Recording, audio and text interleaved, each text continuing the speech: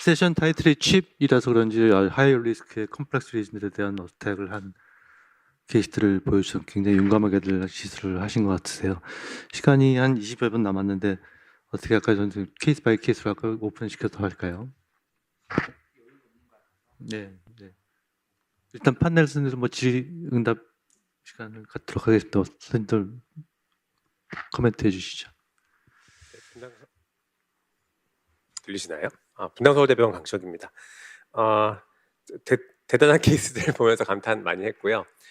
저희 요즘 우울해가지고 케이스도 많이 줄어 있는데 이렇게 어려운 케이스들, 저 같으면 캐비지 보냈을 환자들이 되게 많은데 하시는 거 보면서 많이 배웠습니다. 그 질문은 아니고 그냥 몇 가지 코멘트만 드리면, 박성훈 교수님 저 정말 계속 이렇게 일할 수 있나 생각하셨을 것 같고요. 첫 번째 케이스 분은 아마 보니까 미케니컬 밸브를 가지고 계신 분이신 것 같더라고요. 레프트 메인 스테미가 잘 생기는 건 아닌데 뭔가 이유가 있는 경우가 있다고 느끼고 있고요. 미케니컬 밸브 가지고 계신 분이셔서 아마 그런 데서 뭔가 약을 잘 안 드셨거나 스럼부스가 생기면서 날아가지 않았을까. 그래서 교수님이 뭘 잘못했다기보다 이분은 어쩔 수 없는 분이었던 것 같다고 생각이 듭니다. 두 번째 분은 잘 모르겠는데 AFib 있는 것 같기도 하고, 그분도 하여튼 뭔가 스럼보틱한 컨디션이 있지 않았나 생각했습니다. 그다음에 변성욱 교수님 케이스도 고민 정말 많이 되셨을 것 같고요. 그 네이티브에 하는 게 우선이기는 한데, 그분은 RCA가 너무 네이티브가 없어서 저도 베인크래프트에 손 대지 않았을까 생각하고, 리뷰해 주신 것처럼 베인크래프트는 사실 하고 나서도 후회하는 경우가 대부분이거든요. 손대지 말 걸 괜히 손댔다 이런 생각이 계속 드는 경우고, 잘 하셨고, 저 딱 하나만 조언 드리면 아이부스를 봤었으면 조금 결정에 도움이 되지 않았을까 하는 생각 한 가지만 들었습니다. 교수님은 저 아까 그 상황에서 포바만 하고 끝내는 거는 어떤 식으로 생각하시는지? 아까 이제 팁에서는 그렇게 하지 말라고 그쵸, 네. 했었는데 그냥 플로우만 열어주고 이제 하면 어떨까? 얘가 아터리가 아니라 베인이다 보니까 뭔가 생리가 좀 다르고, 동맥경화성 변화도 아터리에 생기는 변화랑 다르거든요. 스럼보틱한 경우가 되게 많아서 케이스에서 보여줬다시피 번론하고 나면 쭉 플로우 느려지고 오히려 막 상태 안 좋아지고 막 혈압 떨어지고 막 이런 경우들 많고요. 진짜 손대겠다고 하면 말씀하신 것처럼 번론 안 하고 스텐트만 살짝 조심스럽게 넣고 나오는 게 오히려 낫다고 느끼고 있습니다.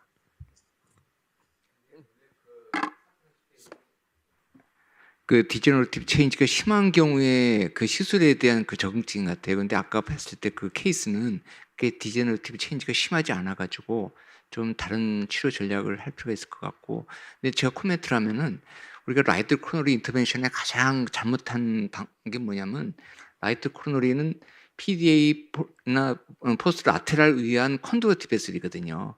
근데 그래서 그 PDA나 포스트 라테랄이 좋지 않은 상황에서 단순히 라이트 코너를 근다리는 것은 시술 자체가 의미가 없을 수가 있어요. 그걸 해결을 못 시킨다 그러면. 근데 아까는 그 베셀의 네이티브 베셀 자체가 너무 병이 심했거든요. 근데 그거를 개선시키지 않는 상태에서 그 사피노스 베인을 근다린 거는 결국에는 환자한테 베너핏이 안 갔을 것 같아요. 그게 그걸 통해서 그 혈류 공급하는 영역이 굉장히 컸었거든요. 그래서 제일 처음에 그걸 근달릴 스트래티지 자신 있었으면은 그 플러스 사피노스 베인이 맞는데, 그걸 처음부터 근달리지 않고 사피노스 베인만 근달린다는 거는 그렇게 환자한테 베너핏이 가지 않는 시술이지 않았을까 생각이 들어요. 저도 아까 그 엔지오 보시면은 그 사피노스 베인 그라프트의 디스탈 PL이 굉장히 좋지가 않아서 이거를 해도 이제 의미가 있을까 고민을 했는데, 아까 2달 만에 이제 그게 이젝션이 LCT도 굉장히 안 좋아지고 이게 뭐 해줄 수 있는 조치가 없을 것 같아서 일단 건드리게 됐는데, 뭐 끝나고 나서도 이게 도움이 될까 이게 굉장히 고민을 많이 했었고, 그래서 이런 경우는 이제 메디컬 세라피를 하는 것도 이제 지금 후양적으로 봤을 때, 결과론적으로 봤을 때 환자분 돌아가셨기 때문에 제가 함으로써 페리프로시저럴 MI를 더 일으킨 게 좀 더 해로운 면도 있었을 것 같고, 그래서 교수님 말씀대로 그런 결정을 할지 말지, 손댈지 말지를 결정하는 게 굉장히 중요할 것 같습니다. 이런 부분에 대해서. 저는 이제 필터 말씀드리려고 하는데요. 이게 필터 스터디가 네거티브 나왔는데 경험상으로는 필터를 넣고 SVG 같은 경우에는 필터를 넣고 하고 나중에 리트리브를 해보면 굉장히 그 데브리가 많이 남는 경우가 많아서요. 저는 SVG 인터벤션 할 때는 거의 루틴하게 필터는 하는 편입니다. 그리고 아이부스 그 아까 강찬 선생님 말씀하신 대로 SVG 같은 경우에 아이부스를 보면 아틀이랑 굉장히 달라서 플로우가 굉장히 슬러기시해서 저희 베슬 안에 스룸부스 있을 때 아이부스 본 것처럼 항상 그 아이부스 파인딩이 그렇고 그다음에 베슬 사이즈도 저희가 엔조상에서 보는 것보다는 훨씬 크거든요. 그래서 꼭 아이부스도 같이 보는 게 좀 도움이 될 것 같습니다. 네. 300명은 양태현입니다. 뭐 엠볼라이제이션 프로텍션 디바이스는 이제 약간 2015년 그 데이터 갖고 왔는데 뭐 22년도에도 이제 또 데이터가 나온 거 있었고 거기서 보면은 또 거기서는 이제 베네핏이 있다고 나왔습니다. 나왔고 그 특히 이제 그 하이 리스크한 병변을 할 때는 뭐 그 특히 뭐 그 혈관이 굉장히 굵은 이제 그런 쪽 네이티브 베셀에 이어준 베인 그라프트 그런 것들을 할 때는 더 도움 된다고 나와 있던데 그래서 일단 아주 이제 로버스트한 에비던스는 없기 때문에 그냥 클래스 2 정도만 주는 것 같고 만약에 다시 이런 상황이 된다면은 이제 저도 뭐 프로텍션 디바이스를 당연히 사용을 하게 될 것 같습니다. 가이드라인에는 레커멘드 하는 걸로 되어 있을걸요? 제가 알기로는. 아까 2018년 유럽 ESC에서는 클래스 2A로는 주고 네, 그래서 있는데 보통 SVG 디제너레이션 된 경우에는 와이어 필터링 예, 하는 걸로 알고 있습니다. 예, 그래서 응태 선생님. 300명 양태현입니다. 모든 케이스들이 너무나 칩보다는 또 어프칩 같은 한 케이스라서 굉장히 흥미롭게 잘 봤고요. 그리고 마지막에 다들 정답들을 다 얘기해 주셨기 때문에 특히 질문 드릴 건 없습니다.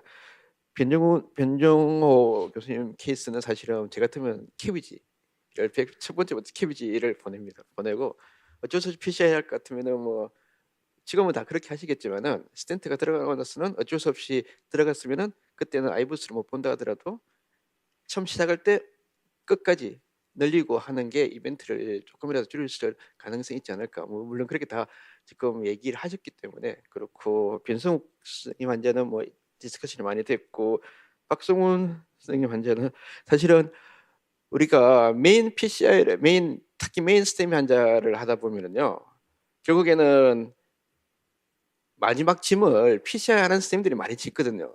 거기 할 때 CPR도 많이 하죠. 그리고 DC착도 많이 치죠. 하니까 굉장히 길거가 안 줄 가능성이 높은데 두 번째 케이스도 마찬가지로 헤모글로빈 굉장히 많이 떨어졌잖아요. 그 CPCR 하면서 굉장히 트라우마가 많이 받았을 거거든요. 근데 그 짐을 나중에 다 PCR 하는 선생님이 다 봤기 때문에 그걸 갖다가 너무 힘들게 하시지 않았나. 그래서 그 처음에 그 에크모 넣는 것도 굉장히 조금 선택적으로 요즘은 좀 덜 그렇지만 이전에는 에크모를 넣고 나서 환자가 익스파이하고 나면 100% 삭감을 시켰거든요. 그래서 그런 에크모 넣는 것도 사실은 환자가 젊기 때문에 넣었다고 했지만은 이게 사실 환자를 서바이브할 가능성이 높을까? 폐하가 6.8도 안 되는데 그런 걸 조금 생각하시면은 고생을 좀 덜 하셔서도 되지 않았을까? 그리고 고향을 가지실 수 있지 않았을까 하는 생각이 많이 듭니다. 그리고 사서 고생하지 말라는 코멘트. 예, 김영규 선생님 케이스도 사실은 그 지금은 다 그래 하시겠지만은 저도 사실은 저 익산생 가질 때는 많이 넣거든요. 직접 넣는데 대부분 별 문제는 없지만 이렇게 굉장히 한 번씩 다이색이 생길 수 가능성이 있기 때문에 한 번 경험하고 나면은 최소한 블루는 앞에 끼우고 이렇게 하는 경우가 많고 그래서 아마 경험이 쌓이다 보면은 이렇게 더욱더 좀 더 소극적으로 되지 않나 이런 생각이 듭니다. 에크모 얘기가 나와서 그런데 제가 질문에 아까 박성 선생님이신가요? 보통 CS에서 베사이드 에크모 많이 넣죠. ER에서도 넣고. 근데 그 가이드라인에 보면은 와이어 디지털 팁을 확인하고 넣는 걸로 이제 에크모 이머전시 가이드라인이나 CS 가이드라인 돼 있어. 근데 그 실제로 시행이 잘 되는지 좀 의아스럽고 그 환자 케이스 프로파일 보시면 헤모글로빈 쫙쫙쫙 떨어지잖아요. 포커스가 어디였죠? 저는 이니셜에 떨어진 거는 헤모스락스라고 생각이 들었고요. 헤모스락스를 어떻게 확인했나요? 이제 그 체스피 AP만 본 거로 확인했는데 그걸 어떻게 알죠? 저도 그 처음에 그 말씀 되게 좋은 말씀 주셨는데 저도 처음에 그 흉배과 교수님이 ER에서 뱃사에서 에크모 넣는 거 좀 깜짝 놀란 게 에크모 세트에 들어있는 와이어가 앵글드 타입이거든요. 근데 그거를 그냥 블라인드로 그냥 막 넣으시더라고요. 그래서 저희 같은 경우에 이제 앵글 디바이더는 가끔 어디 사이드 브랜치를 가거나 이런 걸 많이 보니까 좀 무서워하잖아요. 그래서 저는 사실은 이제 블라인드로 넣는 와이어면 당연히 JTB일 줄 알았는데 앵글 디바이더가 돼 있어서 아마 이제 뭐 인트라 압도미널 쪽으로 뭐 브랜치로 가서 블레딩이 그래서 됐을 수도 제 있다고. 보기에는 그 케이스는 에크모 인듀스드 트라우마로 익스파이어하셨을 가능성이 많아 보여서. 저는 근데 질문 드리고 싶은 게 제가 이제 에크모를 그래도 케이스가 좀 쌓이니까 보면은 이 인트라 압도미널 컴파트먼트 신드롬이 3%에서 한 5% 정도로 말씀을 하시더라고요. VA 에크모 같은데 제가 지금 두 케이스를 겪었는데 둘 다 환자분이 안 좋긴 했지만 둘 다 이제 벤틸레이션도 안 되고 베너스 리턴도 안 되니까 서킷 플로우도 안 나오고 이렇게 다 돌아가셨는데 둘 다 이게 외과에 얘기해 보면 외과에서는 의미가 없다라고 얘기를 하는데 이제 문헌상으로는 디컴프스 라파로토미를 하는 게 좋다고 얘기를 해서 혹시 그런 경우 아까 그 경북대 케이스는 그 경북대에서는 그 외과랑 뭐 흉부외과를 이렇게 코어피를 베드사이드에서 그냥 바로 하셨더라고요. 그 다른 데서는 혹시 어떻게 하고 계시는지. 보통 업도면 컴파트먼트 신드롬 트리플 A 하거나 컴플리케이트 스테이터스인 환자든지 아니면 오간 트라우마가 있는 환자들의 경우에 생기는 걸로 제가 알고 있고 저희 케이스 경험한 것도 그렇고 그런 경우는 디컴프레션 시켜주는 게 원칙이죠. 근데 에크모 하고 나서 거기는 그런 리포트는 있다고 하면서 저는 개인적으로 에크모 하고 나서 에크모 자체로 그렇게 생긴 경우는 못 본 것 같습니다만. 에코모하고 나서 그 며칠 있다가 그 어브도멘 컴파트먼트가 생기나요? 그 케이스들은 다 이제 에크모 처음에 넣고 막 10리터 정도 평균적으로 볼륨 리서시테이션을 하고 막 이러면서 네. 에크모 넣고 한 하루 이틀 내에 대부분 생기는 경우가 많더라고요. 많았습니다. 네. 네, 그렇습니다. 김용희 쌤은 그 가이드와이어가 프로그레션 안 돼서 가이질러 사용하셨는데 앰플라즈까지 다 하고 된 상황에서 그게 가이드와이어를 더 섬세하게 했으면은 그걸 피하지 않았을까 하는 생각이 드는데 그거 어떻게 생각하세요? 예, 좋은 코멘트 감사합니다. 이게 저도 지금 생각하면은 그렇게 생각하는데 이제 시술할 때 당시에는 이 암플라즈 카테터가 너무 밀리면서 아예 와이어링이 안 돼서 그때 당시에는 이제 이게 아예 백업 포스가 너무 부족해가지고 안 되는구나. 이게 실제로 병변이 톨처스하기도 했고 하드하기도 해가지고 조금 더 이렇게 백업 서포트가 더 필요하다고 생각하긴 했었습니다. 근데 제가 그 처음에 와이어링 하는 거 보니까 그게 이제 워크호스 와이어긴 한데 제가 볼 때는 그걸 칩이라고 생각 안 했던 것 같아요. 처음에 엔지어 보면 칩이 아니죠. 그래서 괜히 길에 가다가 중학생 담배 피는 거 보고 그냥 훅가시 잡으려다 된통 당한 거랑 비슷한 거예요. 그래서 와이어를 이렇게 막 워크호스 와이어도 인텐션을 갖고 이렇게 조심조심 들어가야지 이게 들어가면 들어가고 말면 말고 이렇게 쑥쑥 하니까 그 다음에 이제 프로시저가 이상해지는 거예요. 그래서 그 칩이 아닌 걸로 알았는데 결국엔 칩으로 판정이 된 거죠. 그래서 조금 더 쉬워 보이는 병변일수록 겸손해야지 사고가 안 날 것 같습니다. 맞습니다. 그 변명을 좀 하자면 그 첫 번째 워크호스 와이어 넣었던 거는 제가 그 시간상 재생 속도를 1.2배 정도로 그래요? 한 거여가지고 좀 그렇게 보일 수 있었던 것 같습니다. 그리고 두 번째 이용 선생님 뭐 이제 잘 하셨는데 뭐 트라이퍼케이션에 팁이 있냐고 그렇게 마지막에 질문을 주셨는데 그러면은 뭐 이게 뭐 칩이겠습니까? 어려우니까 칩이죠. 근데 칩 컴플레인이 음낭 부종, 음경 부종이었는데 그건 좋아지셨나요? 네, 다 좋아지셨습니다. 예. 네. 부종은 메디컬 트리트먼트 며칠 하면서 거의 많이 좋아지셨습니다. 예. 그리고 박성훈 교수님은 막 이제 랩트 메인 여기 코액트가 좋은 게요. 보통 랩트 메인 MI 다 사른 케이스만 갖고 오는데 코액트는 이렇게 좀 스몰 그룹이기 때문에 돌아가신 케이스도 갖고 오는데 원래 다 죽잖아요. 대부분 죽는데 그 갖고 왔는데 마지막에 리뷰하신 거 보면은 아직도 아쉬움이 있으신 모양이에요. 살릴 수 있었다고 생각하시는 모양입니다. 앞으로 또 오시면은 그걸 해보실 건가요?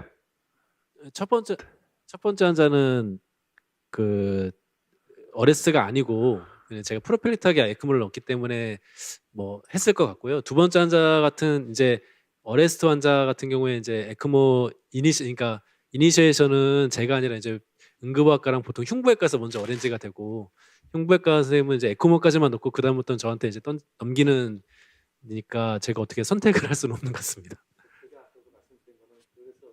그렇게 떨어졌으면 오리진이 어딘가를 디파인하는 작업이 있어야 되지 않았을까? 뭐 그럼 걸려 있으니까 CT 못 찍는다.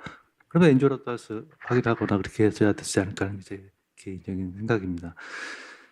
또 시간이 이제 뭐 얼마 또 마지막 코멘트 하실 선생님. 네. 그 첫 번째 환자 저도 이제 예전에 가이딩 익스텐션 카테터 쓰다가 딱 한 번 다이섹션 생긴 적이 있었는데요. 이게 보통은 가이딩 익스텐션 카테터를 놓고 프레셔를 A라인 프레셔 웨이브를 보면 가이딩 익스텐션 카테터에서 오는 프레셔가 웨이브로 나오더라고요. 그래서 보통 리전 앞에 프록시멀의 리전이 있으면은 웨이브가 좀 그 댐프닝까지는 아닌데 떨어져서 나오는 경우도 있고 가이딩 익스텐션 카테터가 이렇게 월에 닿아 있으면 댐프닝 프레셔 웨이브가 나오거든요. 그래서 그때 보통 조영제를 쏘다가 저는 이제 다이섹션 생겨서 그거 찾아보니까 그때는 이제 웨이브를 잘 봐야 된다고 하고 이 앞에 루멘이 충분해 보여도 플락이 있는 것 같은 경우에는 와이어만 따라서 가이던스 카테터를 바로 넣는 건 조금 리스키해 보이고요. 뭐 벌룬 앵커링을 하던 아니면 벌룬 뭐 인치워밍이라고 이렇게 벌룬 따라서 조금씩 가든지 이렇게 했으면 조금 그 다이섹션을 좀 막을 수 있지 않을까 이렇게 생각하고 있습니다. 네, 그런 아까 영태에서 말씀하셨지만 거기 발론 앵커링 한다든지 발론 인플레이션 안 하더라도 발론 자체가 서포트가 되니까 앵글을 좀 줄여서 그 버디 빅처럼 생기는 이펙트를 방지할 수 있을 것 같습니다. 그 좋은 케이스들 아주 용감하게 보여주셔서 대단히 감사드리고요. 시간이 다 돼서 세션을 종료하도록 하겠습니다. 감사합니다.